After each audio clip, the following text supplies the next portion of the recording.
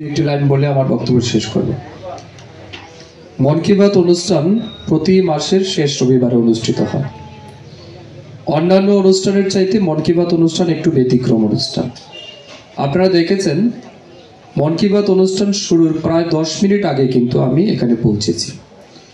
যদি এটা রাজনৈতিক অনুষ্ঠান হতো হয়তো বা আমরা একটু পরে আসতাম, কিন্তু মন কি বাত যেহেতু সকাল ঠিক 11 ঘটিকার মধ্যেই শুরু হয় এবং 11:30 বা কোনো সময় 11:40, 30 থেকে 40 মিনিটের অনুষ্ঠান এই সময়ের মধ্যে শেষ হয়। অতএব নেক্সট রবিবারে অর্থাৎ নেক্সট মন কি বাত অনুষ্ঠানে যখনই আপনারা আসবেন আপনাদেরকে মাথায় রাখতে হবে 11টা বাজার কম করে হলেও 10 থেকে 15 মিনিট আগে আপনাদের কিন্তু অনুষ্ঠানে পৌঁছে যেতে হবে। আপনারা সকালবেলা ট্রেন ধরতে যারা যান, ট্রেন ধরতে গিয়ে যেভাবে টাইমকে মেনটেন করতে হয় ঠিক তেমনি মন কি বাত অনুষ্ঠানকে যদি আপনি উপভোগ করতে চান তাহলে নির্দিষ্ট সময়ের আগেই কিন্তু আপনাকে গন্তব্যস্থলে পৌঁছে যেতে হবে। 1 নম্বর বিষয়। 2 নম্বর বিষয়, মন কি বাত এটা কিন্তু কোনো রাজনৈতিক প্রোগ্রাম নয়, এটা কিন্তু সম্পূর্ণরূপে অরাজনৈতিক একটা প্রোগ্রাম বা ইভেন্ট, এবং শুধু ভারতবর্ষ নয় বিশ্বের মধ্যে সবচেয়ে পপুলার টিভি ইভেন্ট বা আমাদের এই যে ডিজিটাল ইভেন্ট যেটা, এটা বিশ্বের মধ্যে সর্বশ্রেষ্ঠ বা সবচেয়ে পপুলার ইভেন্ট হচ্ছে মন কি বাত। এই মন কি বাতে আমাদের দেশের যশস্বী প্রধানমন্ত্রী নরেন্দ্র মোদীজি আমাদেরকে অনেক অজানা তথ্য জানার সুযোগ করে দিচ্ছেন। এই যে আজকে মন কি বাত অনুষ্ঠানে তিনি যতগুলি কথা বলেছেন বেশিরভাগ জিনিস কিন্তু আমাদের অজানা, আমরা জানতাম না। তিনি কিন্তু সেটাকে 1 by 1 আর্টিকুলেট করেছেন। তিনি প্রথমেই গত 25 নভেম্বর আমাদের দেশের সবচেয়ে ভব্য যেটা রাম মন্দির, সেই রাম মন্দিরে ধ্বজারোহণ করেছেন তিনি, সেটা মন কি বাতে উল্লেখ করেছেন। এবং এই যে গৈরিক ধ্বজ, এটা শুধুমাত্র একটি কাপড়ের টুকরো নয়, এটা হচ্ছে ভারতবর্ষের উন্নতির একটা প্রতীক। এটা হচ্ছে ভাইয়ের প্রতি ভাইয়ের সম্মানের প্রতীক। এই ধ্বজটা হচ্ছে পিতার প্রতি পুত্রের সম্মানের ধ্বজ। এই ধ্বজ হচ্ছে স্বামীর প্রতি স্ত্রীর সম্মানের ধ্বজ, কারণ রামের যে আদর্শ সেটাই কিন্তু শেখায় যে রামচন্দ্র শুধুমাত্র পিতার আদর্শকে মানতে গিয়ে, পিতার নির্দেশ মানতে গিয়ে এক কথায় কিন্তু 14 বছর জন্য বনে চলে গেছিলেন। রামকে সঙ্গ দিতে গিয়ে তার স্ত্রী সীতা বনে চলে গেছিল, ভাইকে সঙ্গ দিতে গিয়ে লক্ষ্মণ বনে চলে গেছিল, ভরতকে সিংহাসনের জন্য রামকে বনবাসে পাঠানো হয়েছিল, কিন্তু ভরত বলছে না, আমি সেই সিংহাসনে বসবো না, এই সিংহাসনের অধিকারী হচ্ছেন রামচন্দ্র। রামের চরণ পাদুকা সিংহাসনে রেখে তিনি রাজ্য শাসন করেছেন। তো এটা হচ্ছে আমাদের আদর্শ। সেই আদর্শের প্রতীক কিন্তু এই গৈরিক ধ্বজ গত 25 নভেম্বর আমাদের প্রধানমন্ত্রীজি উত্তোলন করেছে। 26 নভেম্বর ভারতবর্ষের সংবিধানের যে আমাদের সর্বোচ্চ স্তম্ভ বা আমাদের যে পার্লামেন্ট, সেখানে আমাদের ভারতবর্ষের যে সংবিধান, সেই সংবিধান দিবস উদযাপন করা হয়েছে 26 নভেম্বর। 1949 সালের 26শে নভেম্বর ভারতবর্ষের সংবিধানকে অ্যাডপ্ট করা হয়েছিল। সেটাকে প্রাইম মিনিস্টারজি এবং অন্যান্য সমস্ত নির্বাচিত জনপ্রতিনিধিরা মিলিয়ে সেখানে সেলিব্রেট করেছেন। সেটাও প্রধানমন্ত্রীজি আমাদের সামনে তুলে ধরেছেন।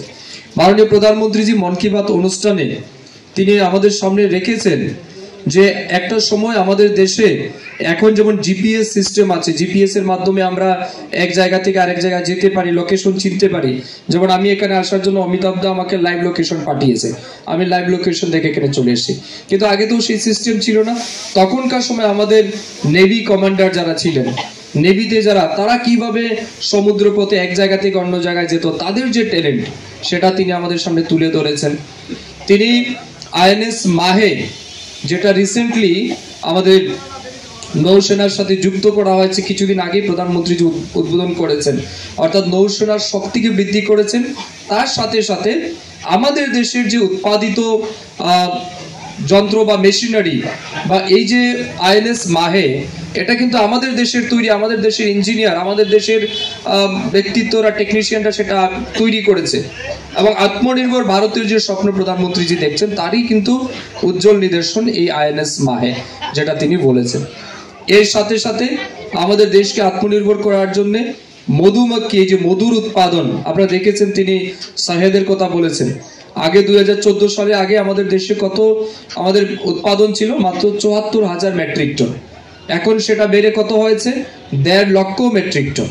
কোথায় 74,000, এখন 1.5 লক্ষ মেট্রিক টন কিন্তু আমরা উৎপাদন করতে পারছি মধুর। এবং এই মধু আমাদের দেশ শুধু নয়, বিদেশেও বর্তমানে রপ্তানি হচ্ছে। তো আমাদের দেশের যারা কৃষক সেগুলি করছেন, তারা কিভাবে এর মাধ্যমে নিজেদেরকে আত্মনির্ভর করছেন, সেটাও কিন্তু মন কি বাতে আজকে প্রধানমন্ত্রীজি তুলে ধরেছেন। এর সাথে সাথে আপনারা জানেন এখন শীত সময় শুরু হয়ে গেছে, আমাদের শীতকালীন সময় শুরু আছে, উইন্টার ট্যুরিজম। এখন দেখবেন প্রচুর মানুষ বাইরে বেরোতে যায় শীতের সিজনে। তো প্রধানমন্ত্রীজি বলেছেন যে উইন্টার ট্যুরিজমে যারা বেড়াতে যাবেন তারা অবশ্যই হিমালয়ের পাদদেশ বা ওই এলাকাগুলিতে যাতে আপনারা বেরোতে যান, সেটা তিনি বলেছেন। এবং আমরা যদি বাইরে যাই সেখানে যাতে আমরা স্বদেশি প্রোডাক্ট সেগুলিকে যাতে অ্যাডপ্ট করি, সেটাও প্রধানমন্ত্রীজি কিন্তু আমাদের এই মন কি বাতের অনুষ্ঠানে তিনি আজকে তুলে ধরেছেন। তার সাথে সাথে কাশী তামিল সঙ্গম, এই যে আমাদের নমো ঘাট যেটা আছে প্রধানমন্ত্রী মোদীজির কাশীতে, সেখানে তামিল সঙ্গম হবে। এই যে কাশীতে তামিল সঙ্গম, অর্থাৎ তামিলনাড়ুর যে সংস্কৃতি সেখানে ঘাটের মধ্যে তারা উদযাপন করবেন। এবং এই বছরের যেটা থিম রাখা হয়েছে সেই তামিল সঙ্গমের, সেটা হচ্ছে লার্ন তামিল, মানে তামিল শিখো, সেই থিম রেখে সেখানে কিন্তু প্রধানমন্ত্রীজি সেটাও আমাদের সামনে উল্লেখ করেছেন। এর বাইরে স্পোর্টসে আমরা কিভাবে আমাদের দেশকে এগিয়ে নিয়ে যাচ্ছি। এই বছরে এই নভেম্বর মাসে আমাদের দেশের মেয়েরা ক্রিকেটে আইসিসি ওমেন ক্রিকেট চ্যাম্পিয়নশিপ আমরা জিতেছি, আপনারা দেখেছেন। উইমেন ক্রিকেটে আমরা জিতেছি, সেটা তিনি উল্লেখ করেছেন। তারপর যারা অন্ধ চোখে দেখে না, তারা আমাদের যে সেখানে তারাও ওয়ার্ল্ড কাপ জিতেছে। আমাদের ব্লাইন্ড ক্রিকেট ওয়ার্ল্ড কাপ আমরা জিতেছি। তারপর টোকিওতে যেটা হচ্ছিল ডেফ চ্যাম্পিয়নশিপ, সেখানে আমাদের দেশের 26 জন এক্সপার্ট খেলোয়াড় তারা গোল্ড এনেছে, মেডেল এনেছে, ডিফারেন্ট টাইপের মেডেল। এগুলি কিন্তু প্রধানমন্ত্রীজি মন কি বাত অনুষ্ঠানে আমাদের সামনে তুলে ধরেছেন।